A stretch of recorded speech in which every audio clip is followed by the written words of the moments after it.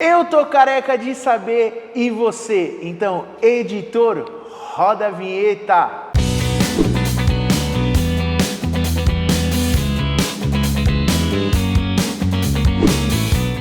E pessoal, no vídeo de hoje eu tô com um cara totalmente diferente do que a gente está acostumado de trazer aqui no quadro, tá?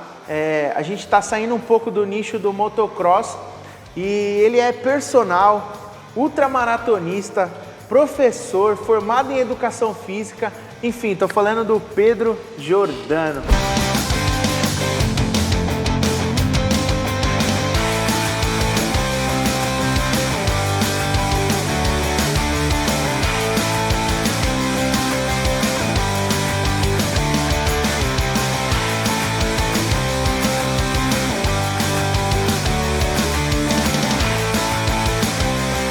E aí, meu querido, tudo bem? Tudo bom, boa tarde. Um prazer estar aqui com vocês, estar participando aí. Legal. Ó, Pedro, primeiramente eu queria te agradecer a disponibilidade de você topar estar com a gente aqui gravando hoje. Muito legal e eu tenho certeza que vai agregar bastante pra gente que não conhece ainda esse esporte de ultramaratona, enfim, que você pratica. Bom, a primeira pergunta que eu quero te fazer, que é a que a gente sempre costuma fazer, né, para os outros atletas, como é que você iniciou a prática de esporte? Como é que você tomou gosto por praticar esporte e entrou nesse mundo de querer praticar esportes? Então, na verdade é assim, a gente, moleque, né, em casa, sou eu mais velho, tenho meu irmão, e em seguida e mais 3 irmãs. E, cara, a gente vivia, né, óbvio, em casa, ia para a escola de manhã, voltava, né, almoçava e ficava a tarde inteira todo mundo junto em casa. Cara, é aquela bagunça. Eu e meu irmão mais velho, a gente arrebentava nossas irmãs, né, cara? Era coisa de moleque, de criança. E aí, minha mãe, cada vez mais estressada, falou, não aguento mais esses meninos aqui em casa e tal. E meu pai era ex-judoca, fazia judô, praticava judô. E aí, na hora, ela e meu pai tiveram a brilhante ideia, né, de colocar eu e meu irmão no judô à tarde. Então a gente ia para a escola de manhã, almoçava, dava um tempinho de dar uma descansada e já ia para o judô. E ficava a tarde inteira, né, treinando com os amigos, né. Depois se tornaram amigos e cada vez, né, mais. Então, na verdade, eu entrei no meio desse esporte, eu estou falando coisa de, né, isso foi em 76, já faz muito tempo. Então foi mais para dar um respiro para minha mãe e para minhas irmãs. E aí tacaram eu e meu irmão no judô, graças a Deus. Eles tiveram essa luz e colocaram a gente no esporte. E aí você começa a participar cada vez mais, gosta cada vez mais, começa a participar dos campeonatos. E aí foi embora, foi pro judô. E você chegou, quando você começou a praticar judô, enfim, você chegou a competir, participar de alguma competição de judô? Sim. E você migrou para outro esporte dentro, mais ou menos no mesmo nicho ali do judô? Isso, na verdade eu comecei a fazer judô em 76 e logo em 76 eu já comecei a competição, que acaba tendo aqueles festivaizinhos mais para incentivar, né, a galera a treinar mais e participar. E rola muito a interação, né, entre os atletas, isso do esporte é fantástico, né, em todos os sentidos. E aí comecei a participar, né, de campeonatos, né, dessas competições. E sempre gostando do esporte, porque a matéria que a gente mais gostava na escola era a educação física. Eu jogava vôlei, futebol, cara, as outras matérias você ficava meio assim, a hora que tinha, o dia que era educação física na escola, você ia felizão. Enlouquecia, era como se fosse uma sexta-feira pra gente, né? Então era bem legal. Mas aí foi pra lá, depois como adulto, né? Na verdade, eu com 14, 15 anos, eu comecei a ajudar o meu professor de judô. Foi muito legal, porque acho que ele viu alguma coisa em mim, assim, que seria legal, que eu poderia ajudar, né, que eu poderia agregar para as outras, né, para os outros alunos mais novos, porque no judô você começa com 6, 7 anos naquela época, hoje não, né? Hoje, né, eu comecei a dar aula em 92 e sempre tive aluno a partir de 3 anos de idade. Então é um trabalho específico para essa faixa etária, né? Com 3 anos é um trabalho tipo, ele não vai fazer treino em pé, ele não vai derrubar o outro, ele não vai projetar o amiguinho, né? É outro tipo de trabalho, mas a parte, né, parte motora, a parte cognitiva. Enfim, e aí o meu professor viu que eu levava meio que certo jeito de ajudar. E aí começou que, né, ele pedia para eu ensinar algumas técnicas, cambalhota, né, algumas quedinhas para os mais novos. E aí comecei a pegar gosto pelo negócio de ajudar, de sentir esse prazer de estar ajudando os outros e ver uma evolução daquele amigo, daquela criança, daquele aluno. E aí foi embora. Eu comecei meio que ajudando e tal. Comecei a dar aula em 92. Em 94 eu comecei a praticar o jiu-jitsu, a convite de um amigo meu. Legal. Eu estava num treino de judô lá na cidade de Bastos, com Sensei Macaqueba, que eram 100 convidados, assim, a gente ficava a semana inteira treinando, chamada Kangai, então chama treinamento de sacrifício no inverno. Você acordava às 4h30 da manhã, 5 horas já estava no tatame e aí ia dormir só às 10 da noite. Parava de treinar umas 10 da noite, umas 10h30. E lá eu conheci um professor, né, de judô também, acabou, né, se tornando um irmão, um amigo, e aí ele me chamou para treinar jiu-jitsu com ele. E ele era do judô, e começou a dar aula de jiu-jitsu. Na época você fala, puta, jiu-jitsu, naquela época, porra, o pessoal era meio briguento, não podia olhar feio pro outro que já saiu na porrada, era um negócio meio pesado. E aí, porra, depois ele insistiu algumas vezes, eu falei, puta, eu vou, porque ele queria montar uma equipe de competição. E ele viu que eu levava um certo jeito na parte de chão, o jiu-jitsu é mais no chão. Em 94 comecei a treinar, né, jiu-jitsu, e aí foi embora. Aí me tornei faixa preta de judô, faixa preta de jiu. Comecei a dar aula de judô em 92, comecei a dar aula de jiu-jitsu a partir de 96, né, e aí foi. Caramba, assim, há quanto tempo você ficou dando aula de judô? Depois que o seu amigo te chamou para ajudar e você entrou nessa área, né, de ajudar as pessoas, de dar aula, quanto tempo você ficou Até dando hoje, aula? né, eu dou aula. Tem um aluno Até meu. hoje? Eu trabalhei na mesma academia, inclusive nessa academia que eu comecei a treinar jiu-jitsu a convite desse meu amigo, do Max. Eu dei aula há 25 anos, direto. Nossa. Direto, com carteira registrada e tal, que é algo que é bem difícil de acontecer. Mas fiquei muito tempo. E eu justamente parei de dar aula lá, né? Acabei saindo da academia, nós conversamos a respeito, justamente porque as corridas, eu comecei a migrar para as corridas de obstáculos nesse meio tempo, em 2014, 2015. E aí eu comecei a viajar muito para correr, né? Para representar o Brasil nessas corridas. E como eu viajava muito, tinha que arrumar substituto, um professor substituto. De judô e para criança era muito complicado. Então, assim, não estava sendo, legal nem para o professor substituto e não era, sabe, honesto com os alunos.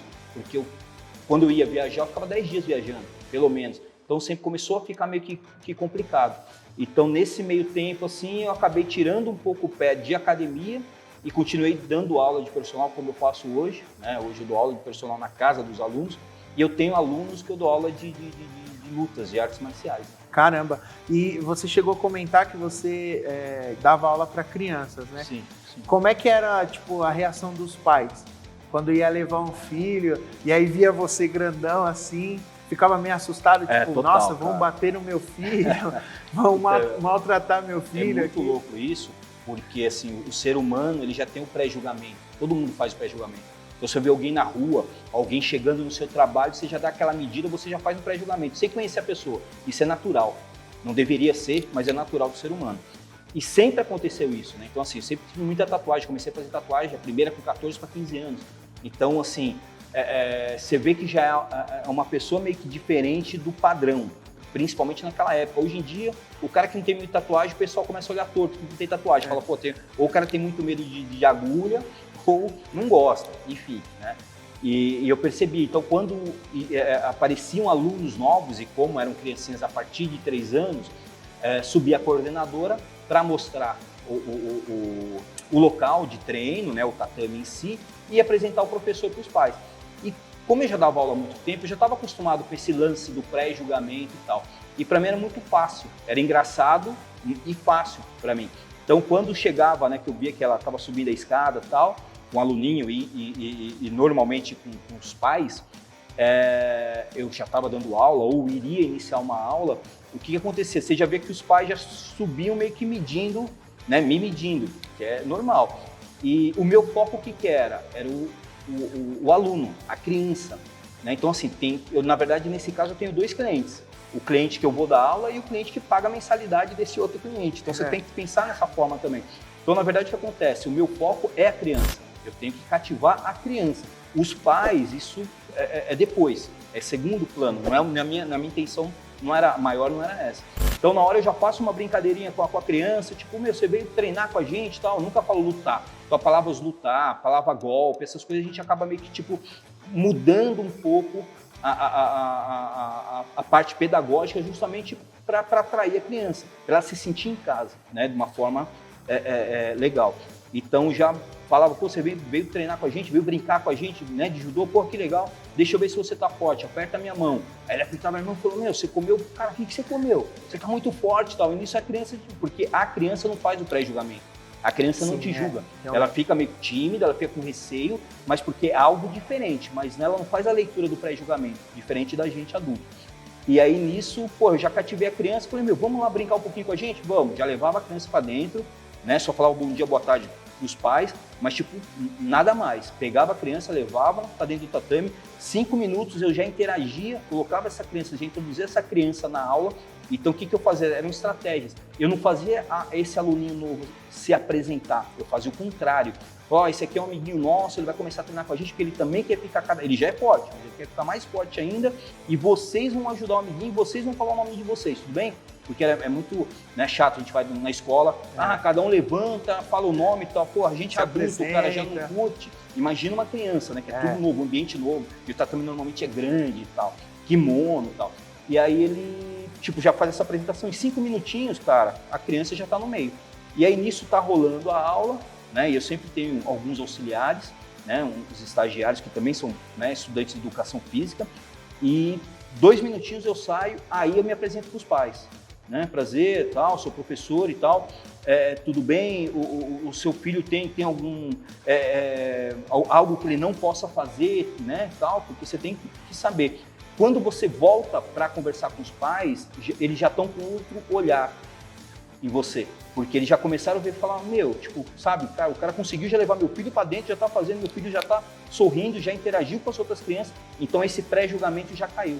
Já meio que já quebrou o padrão e o pensamento da pessoa a respeito a você. Né? Só que assim, como eu já dou aula há muito tempo, né, dei aula durante muitos anos para essa molecadinha, eu já tinha isso comigo.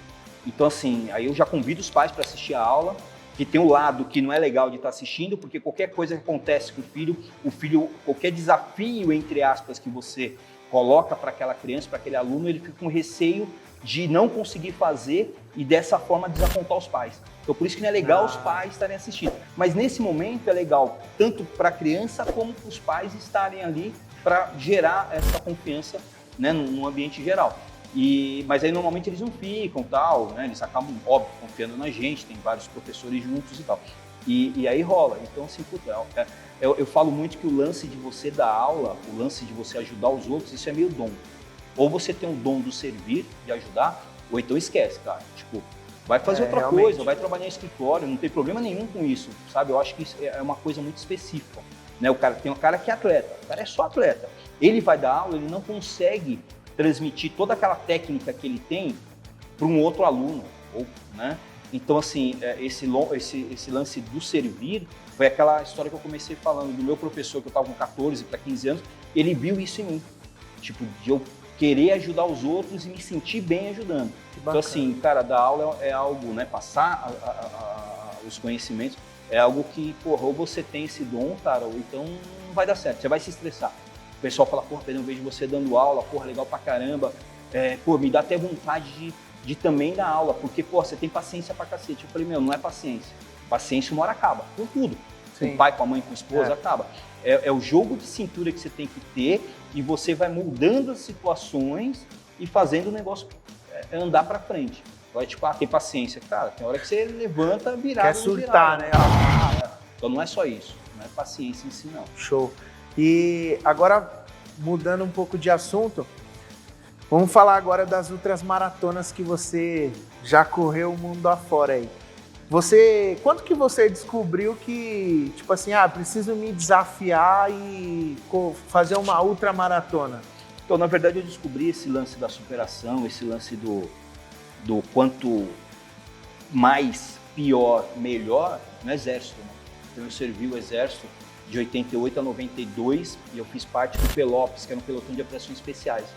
E aí foram escolhidos 3 mil, né, de 3 mil soldados, foram escolhidos 44 para fazer parte desse pelotão. Então era realmente um pelotão de elite, era um pelotão de operações especiais. E aí, assim, na época, eu tinha acabado de entrar na seleção brasileira, que é algo que a gente já estava, que todo atleta do judô corria atrás, já era da seleção paulista há muito tempo. Tinha acabado, fazia 3 meses que eu tinha entrado, então tinha acabado o colegial, tinha me formado, A minha ideia já era emendar uma faculdade de educação física e estava na seleção brasileira. Eu falei, pô, legal. E eu sempre amei a pátria, sempre amei o Brasil, cara. Nunca pensei em sair daqui, né? Por amar, né, a nossa pátria em si. E nessa época, quando eu fui me apresentar, que você passa por entrevistas, o pessoal pergunta, pô, você quer servir e tal? Eu falei assim, eu quero, mas eu não posso. O cara, porra, mas por que não pode? E aqueles caras militares meio tipo, pô, como assim, né? Passado. Turrão, né? Porque justamente eu falava, ó, sou um rimo de família, tô na seleção brasileira de judô, acabei de me formar, quero já fazer faculdade. Esse ano que eu vou ficar aqui no Exército, a princípio, cara, vai me atrasar e com certeza eu perderia a vaga da seleção brasileira. E aí foi, tal, umas 2, 3 entrevistas, não teve jeito, me pegaram. Né? Falaram, não, você vai servir cada um com os seus problemas. No final das contas, foi a melhor coisa que aconteceu para mim, porque eu entrei como atleta do Exército, na parte de atletismo, porque mesmo sendo atleta do judô e não tinha modalidade de judô naquela época dentro do Exército, eu sempre corri por causa do condicionamento físico. Eu saía para correr todos os dias, para melhorar o condicionamento físico. E lá tinha uma vaga, né, algumas vagas para a equipe de atletismo. Eu falei, cara, eu vou entrar. E o pessoal falava, você vai entrar no Exército, arruma uma função. Senão você vai ficar tirando, né, servindo, pegando guarda, carpindo e pintando guia com cal. Eu falei, cara, eu não vou ficar de bobeira. Aí, porra, quem sabe dirigir carro? Cara, eu sempre andei de moto. Cara, não sei. Quem sabe cortar cabelo? Não sei. Quem sabe cozinhar? Porra, amo cozinhar, mas naquela época não sabia.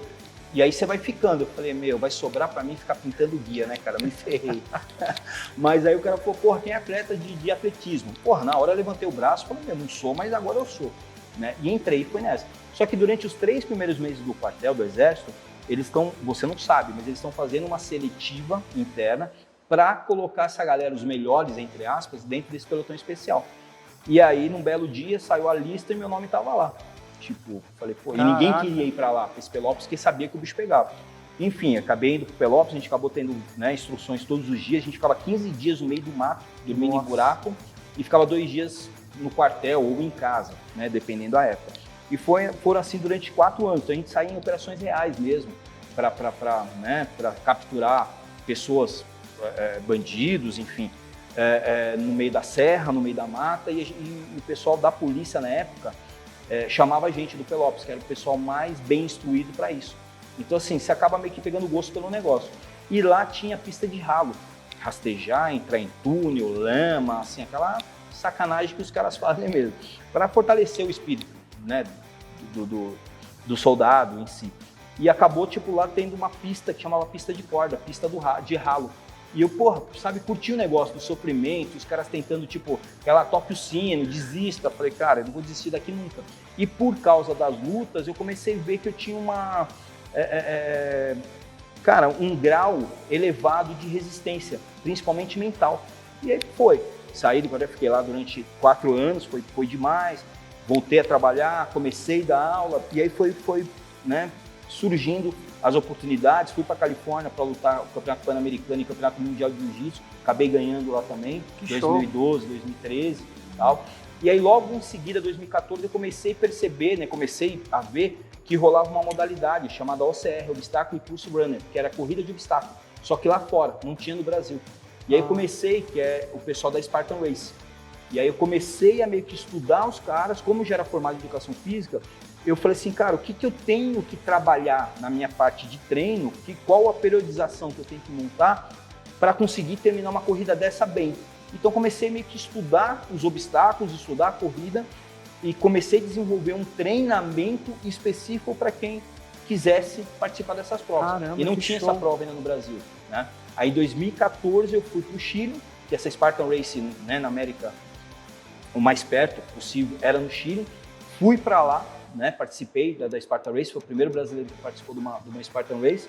Fui para lá, assim, corrida super dura, super pesada, um baita frio. Então foi a corrida assim, tipo, que eu tive o maior perrengue em si, assim, de passar fome, de passar frio, dormir no aeroporto, né? Então lá foi onde deu aquele clique e eu falei, cara, é isso que eu quero para mim. Então ali eu já estava me testando, que era uma corrida a princípio de 5 km, ela teve 8 km, 750. Aí você fala, mas de 5 para 8 não é nada, porra, é 50% a mais. Então se você treina num pace para realizar uma prova de 5 km, cara, 1 quilômetro a mais pode te quebrar. Sim. Mas, cara, a gente terminou, fiz, ganhei na minha categoria, né? E aí voltei pro Brasil, porra, com a medalha no peito, os caras, porra, você tá chique pra caramba, foi pra gringa, né, pro Chile, foi pra gringa e, porra, pegou ganhou uma medalha da Spartan Race e tal. Só que ninguém sabe, tipo, que eu dormi 2 horas no aeroporto, passei fome, não tinha comida, nem antes da prova, que eu tive que roubar 2 bananas da organização para poder correr. Então, assim, foi bem pesado. E aí eu comecei a desenvolver, nessa época eu fundei uma assessoria chamada War Training System, o War da guerra mesmo, a guerra interna que cada um tem. Então, de repente, o cara tem medo de altura, então vamos trabalhar isso. Cara, eu tenho medo de entrar num túnel escuro, vamos trabalhar isso. Eu tenho medo, porra, de entrar, né, em água gelada, né, num lago ou no rio gelado, que tem prova que você tem que passar por isso. Então, assim, a gente começa a trabalhar isso. Então, é o medo interno, né, a guerra interna que cada um tem. E aí a gente começou a trabalhar, comecei a dar bastante aulas, inclusive nessa academia. A gente fazia um treino de sábado lá, que começou 4, 5 doidos treinando e tal, de amigos. E no final, assim, cara, nas últimas vezes que nós realizamos esse treino, dentro dessa academia tinha mais de 160 pessoas no sábado. Nossa, que legal, então cara. Foi bem legal. E aí a gente começou meio que cada vez querer mais. Então participar de mais provas, começar a aumentar o desafio. E aí começou a aparecer as oportunidades de viajar para fora e disputar as provas.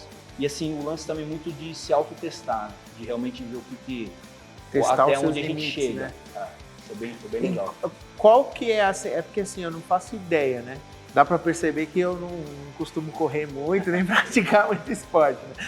Mas assim, qual é a sensação de você ser o único brasileiro lá fora e tá numa prova assim, que é a prova da elite, da ultramaratona, né? Dessas ultramaratonas que a gente tem.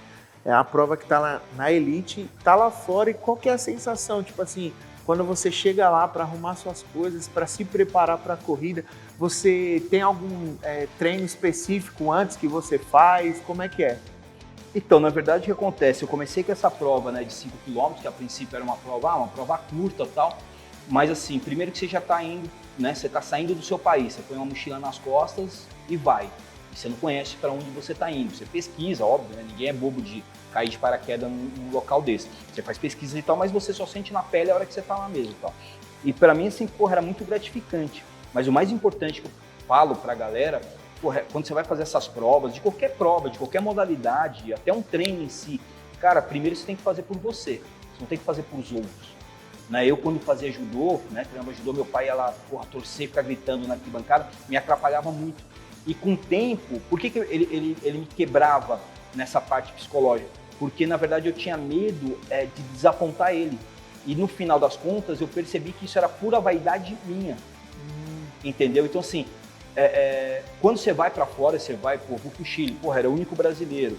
Cara, eu fui pra Islândia disputar um Mundial de 24 horas no gelo. Entendeu? Então, assim, algo também, porra, você vai pra Islândia. Por que você foi pra Islândia? Porque o Mundial que eu queria participar, que era o auge, foi na Islândia. Se fosse na China, eu ia pra China. Porque a minha ideia era participar desse Mundial. Quando eu fui para lá também, para a Islândia, participar desse Mundial de 24 horas, peguei menos 13 graus lá. Nossa. E nunca tinha visto gelo e nem neve na vida, eu fui para me testar. Não fui para mostrar para os outros, falar, porra, o Pedrão é foda pra caralho. Não, tipo, eu queria sentir o negócio, eu queria passar por aquilo. Então, na verdade, esse retorno, quando você vai para lá, você tem o seu espacinho, né? O Mundial é assim, você tem 1 por 1, e é só uma caixinha que você guarda todos os seus equipamentos lá, você guarda sua comida, sua água e você sai para a prova. Então, cada 13,5 km, você tem 25, 26 obstáculos no meio do caminho. Você obrigatoriamente tem que passar nesse PC, nesse posto, para checar o tempo e para falar que você está vivo. Porque os caras da organização têm que saber, porque Sim. Você sai andando no meio da neve, correndo no meio da neve e tal. E você só tem um espacinho, aquele espacinho, cara, você se cuida. Como eu sempre fui viajar sozinho, porque, tipo, cara, eu nunca tive patrocínio, sempre tive apoio de marcas, mas eu nunca tive patrocínio, então eu ia sempre com o meu dinheiro, dando aula de personal, dando aula de judô, e eu pegava essa grana e pagava estadia, passagem, a inscrição não, porque eu sou embaixador da Spartan Race, então eles não me cobravam as inscrições, mas o resto tudo eu pagava do meu bolso.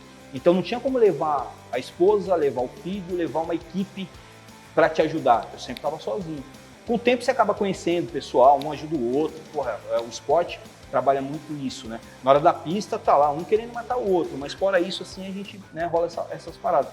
E aí quando eu voltei da Islândia, né, que uma puta medalha, 24 horas correndo no gelo, né, se você sobrevive, é um negócio muito mais pessoal, uma realização pessoal do que para os outros. Então, a sensação de missão cumprida, cara, porra, isso aí é só quem... Eu não conseguiria falar como é essa sensação. A pessoa tem que sentir. Cara, mas isso você não precisa ir para a Islândia e correr no gelo. Qualquer um fala, puta, hoje eu vou fazer uma prova de rua de 5 km. De repente, aqueles 5 km para a pessoa, ele vai ter a mesma sensação que eu tive quando voltei da Islândia. Você entendeu? Então, isso é muito pessoal. Aí o pessoal todo dia fala assim, sábado é dia de longão, né? Eu vou lá para a USP, eu vou pedalar 100 km, eu vou correr 30 km. Cara, mas o que é o longão para mim? Cara, o meu longão é correr 25. O que é o longão para você? Cara, é caminhar 3 km. Só que você está fazendo o seu máximo e eu estou fazendo o meu máximo. Então, cada um na sua. Né? Agora você fala assim, não, eu vou correr 5. Cara, mas você vai correr 5 para quê? Se você sabe que você não vai te fazer bem. Então, você está mais preocupado em mostrar para os outros do que para você em si. Então, o ser humano é muito isso também, né, cara? De querer status, né? Status. Mostrar para os outros. E cada vez está mais chato. Né? E é mais, essas provas, como mesmo você falou, é mais algo de superação total, mesmo, né? Total. E teve alguma história engraçada que você viveu aí, saindo do mundo afora? Todas são, né? Por que todas são? Porque eu viajei, né? Em 2019 eu participei de 41 provas, 19 delas fora do Brasil. Eu viajei bastante. E aí eu viajei, Estados Unidos, viajei fui pra Islândia, fui pra Suíça, fui pra Grécia, viajei pra cacete. E eu não falo inglês. Então, toda viagem é engraçada, porque eu sempre me ferro, né? Mas assim, do outro lado, cara, eu nunca, perdi um avião, perdi um trem, porque sempre tem a ajuda dos outros. Então, assim, eu acabo conhecendo o pessoal, ou, né, cara, a gente tenta conversar, a gente tenta fazer, sinais, então a gente acaba tendo a ajuda das pessoas dos outros países. Então, cara, isso é fantástico. Mas sempre tem, né, cara, de falar, cara, o que eu tô fazendo aqui, eu quero fazer isso, quero fazer aquilo, mas não sei conversar, não sei como pedir. Hoje, é muito mais fácil, tem o Google Tradutor, você se vira, né, você não fica no perrengue. Mas, cara, é bem difícil, é um desafio a mais. Os caras, você vai pra Islândia, você vai pra lá sozinho, nem inglês você sabe falar. Eu falei, cara... superação, né? Superação, onde é o Mundial? Lá, eu quero participar, eu vou participar. Então, cara, eu pego e meto as caras. Isso não me impede de eu ir. Agora, que é mais fácil ou mais difícil, aí é outra conversa. Que top.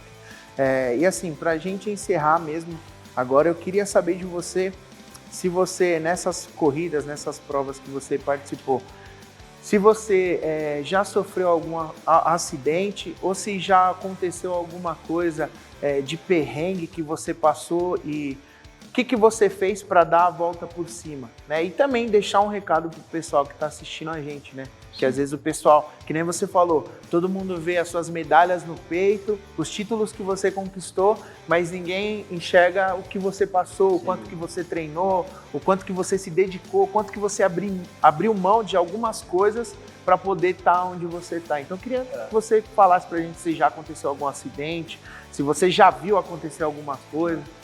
Então, assim, na verdade, o que acontece? Em todas essas corridas, assim, eu nunca tive lesão nenhuma, graças a Deus. Já vi muita gente se machucar. Teve uma prova que eu fui fazer na Grécia de 72 horas, direto correndo, com mochila nas costas, com carga de 17 quilos. Então, era uma prova também da Spartan Race, mas é uma prova militarizada. Então, eram 54 pessoas, né, do mundo, atletas que já eram pré-classificados para ir para essa corrida. Então foi uma prova que começou no domingo, acabou na quarta-feira, direto, sem dormir, sem parar, sem nada.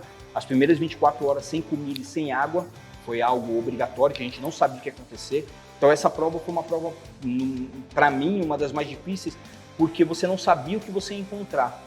Então tem militares, né, da Espanha, militares americanos, que estavam lá para fazer você desistir, né? Então, assim, nessa prova, mesmo o pessoal sendo altamente qualificado e preparado para isso, chamada AGOG, né? AGOG quer dizer treinamento para espartano. Até essas provas todas eu tenho tatuada na mão, né? As provas mais difíceis que eu já fiz, Islândia, essa prova da Grécia, tal, faço questão de marcar mesmo. E aí teve muita gente que teve hipotermia, gente que desmaiou de fraqueza porque não tinha comida e era obrigatório, era algo que a gente não sabia, mas rolou. que torceu o tornozelo, o joelho. Então são provas mais difíceis que a probabilidade de você se machucar é grande. Toda corrida de obstáculo tem o seu risco. Mas assim, aquele esquema, se você vai correr na elite, você está lá para fazer por tempo e chegar na frente. Se você vai para participar, para se auto-superar, cara, o risco é muito menor. Porque você tem mais consciência do que você está fazendo, óbvio que você tem que se preparar para uma prova dessa e tal. Mas eu mesmo, graças a Deus, nunca me lesionei em nenhuma prova, em nenhuma corrida. Você fica roxo, você bate, arranhão, perde unha do pé, mas isso é uma coisa normal. Mas já vi algumas pessoas acabar se machucando, mas aí já é em alto nível. Né? Mas é uma prova que todo mundo consegue participar, todo mundo consegue se superar e ficar super realizado por essa realização. Né? Eu imagino, Pedro. Bom, eu queria novamente te agradecer, tá bom? Por esse tempo disponibilizado aí para estar com a gente. Tenho certeza que vão ter outras oportunidades para você voltar e contar, porque eu tenho certeza que você tem muita história para contar. E também agora eu queria deixar esse espaço livre para você, deixar suas redes sociais, agradecimentos. E pessoal, se você não sabe, o Pedro, ele é instrutor de tiro, né? Também. E vocês têm um curso também, sim, se eu não me engano, sim, junto com 2 amigos seus, né? Sim, sim. Então se você já quiser fazer esse jabá aí também, fica à vontade, o espaço é seu, Pedro. Legal. Eu sou personal trainer, né? Dou aula há muito tempo, aula de lutas também. E também sou instrutor de armamento e tiro. Então, né, se alguém quiser entrar nessa parte de esporte, nessa parte de defesa, fica à vontade. Né? Meu Instagram é Pedro Giordano, tudo junto. E lá entre em contato, tire qualquer dúvida, tanto na parte de corrida, na parte da superação, né, essa parte de superação mental. E a parte também, se alguém quiser se defender, se quiser ter uma arma para participar do tiro esportivo, que é um esporte fantástico, fique à vontade, a gente está à disposição aí. Show de bola.